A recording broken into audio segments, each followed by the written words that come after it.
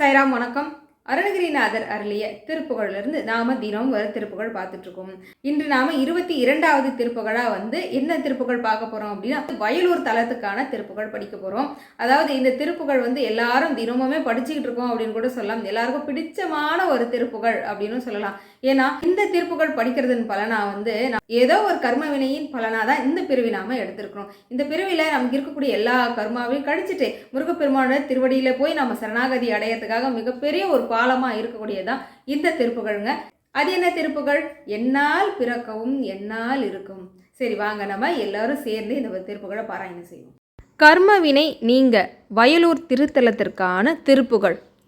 என்னால் பிறக்கவும் என்னால் இறக்கவும் என்னால் துதிக்கவும் கண்களாலே, என்னால் அழைக்கவும் என்னால் நடக்கவும் என்னால் இருக்கவும் பெண்டிர் வீடு, என்னால் சூகிக்கவும் என்னால் மூசிக்கவும் என்னால் சலிக்கவும் தொந்தை நோயை, என்னால் எரிக்கவும் என்னால் நினைக்கவும் என்னால் தரிக்கவும் இங்கு நானார், கல்லார் நூறித்த என் மன்னா எனக்கு நல் கர்ணாமிர்த பதம் தந்த கோவே, கல்லார் மனத்துடன் நில்லா மனத்தவ கண்ணாடியில் தடம் கண்ட வேளா, மன்னா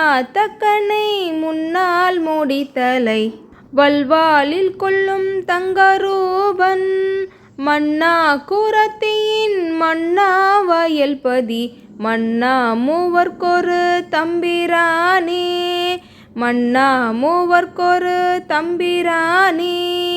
வயலூர்பதி முருகப்பெருமானுக்கு அரோகரா.